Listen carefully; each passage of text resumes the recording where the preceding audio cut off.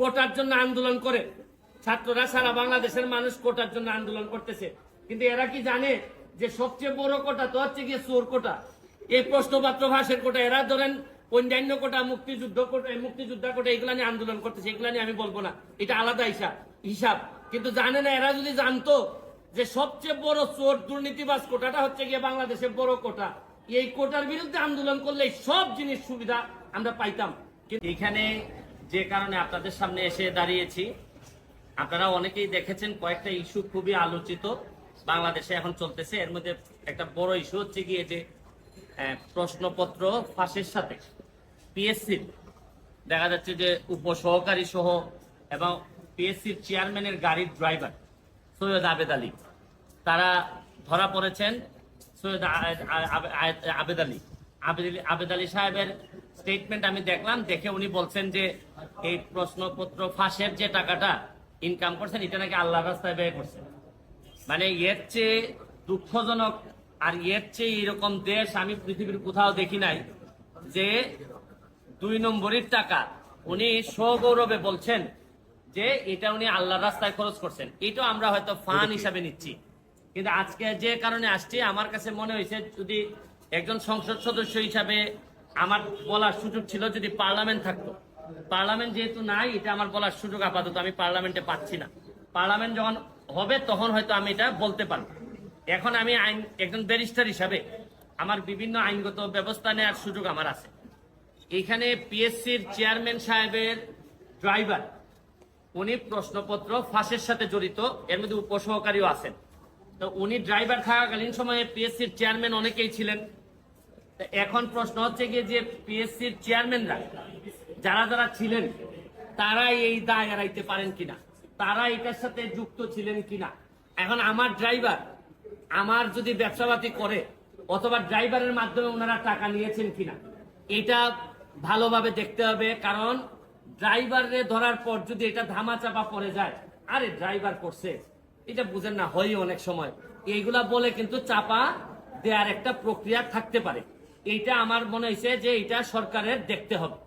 Second হচ্ছে কি, যে কারণে আমি মেইনলি আমার কাছে মনে হয়েছে যে এই প্রশ্নপত্র ফাঁসের কারণে সেই 33তম বিসিএস থেকে 33তম বিসিএস থেকে 46 পর্যন্ত, এই পর্যন্ত উনার মাধ্যমে অনেকেই সরকারি চাকরি পেয়েছেন, বিসিএস কর্মকর্তা হয়েছেন এই প্রশ্নপত্র ফাঁস করার মধ্য দিয়ে। তাইলে উনি যেহেতু ধরা পড়েছেন, তাইলে এখন যারা তদন্ত করতেছেন তাদের মেইন কাজ হবে এই প্রশ্নপত্র ফাঁসের মধ্য দিয়া এই চোরগুলা যারা প্রশাসনের বিভিন্ন জায়গায় বিসিএস কর্মকর্তা বা বিভিন্ন হিসাবে বসে আছে, তাদেরকে ত্বরিত তাদের নাম সবার সামনে নিয়ে আসতে হবে এবং এদের বিরুদ্ধে ব্যবস্থা গ্রহণ করতে হবে।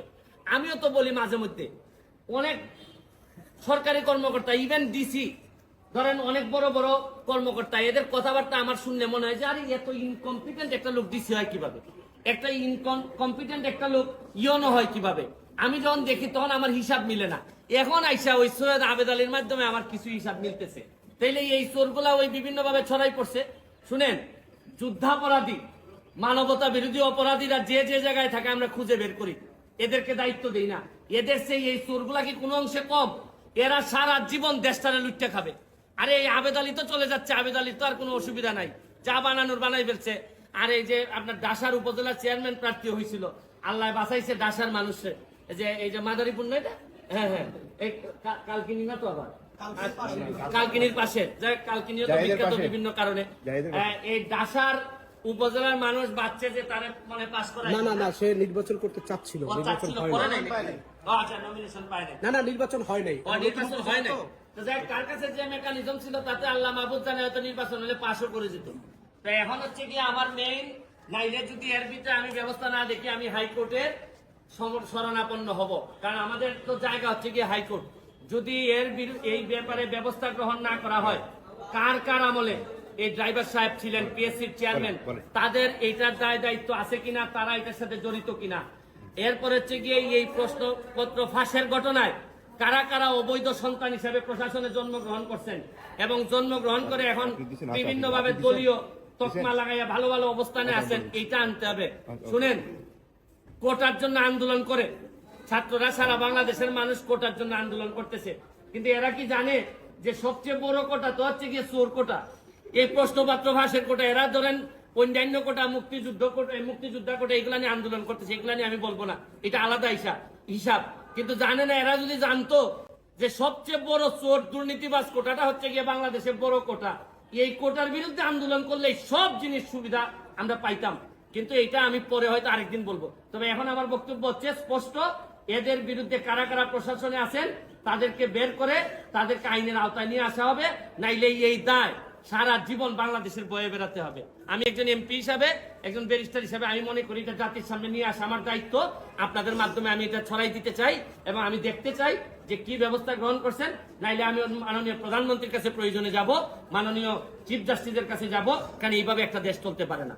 চেয়ারম্যানরা জড়িত ছিল কিনা এগুলা ওনারা নিজেরা কিভাবে করলো, প্রশ্ন যাতে পরবর্তীতে আউট না হয় এগুলা নিয়ে তদন্ত হোক। পিএসসি কিভাবে নিজে প্রোটেক্টেড হবে এইটার জন্য তদন্ত কমিটি করে তারা তাদের প্রোটেকশন বাড়ায়। কিন্তু এর আগে কারা কারা চোর ছিল, দুর্নীতিবাজ ছিল, বাটপার ছিল, এগুলা বেরোয় আসা জরুরি সবচেয়ে বেশি। Thank you. পিএসসি কমিটি, এই যে বাংলাদেশের কমিটিটার আমি ভয় পাই আরো বেশি। কমিটি করলেই মনে করলেন যে দামা চাপা দেওয়ার জন্য একটা প্রক্রিয়া শুরু হইলো। আরে কমিটির কি কাজ? চোর ধরছে পুলিশ, চোর ধরার পর চোররে বলবে যে ৮ সাথে কে কে চোর আছে বল। এখানে আবার ভদ্রলোকের কমিটি করার দরকার আছে কি? পিএসসি হোক, টিএসসি হোক, যত এসসি হোক না কেন, চোর যারা যারা বলবে এই জায়গায় পুলিশ যাবে। এখানে মধ্যে এই তদন্ত কমিটি করা মানে একটু আস্তে, এর মানে হজম করার জন্য একটু টাইম নেওয়া। এগুলো আমার অভিজ্ঞতা থেকে বলবো।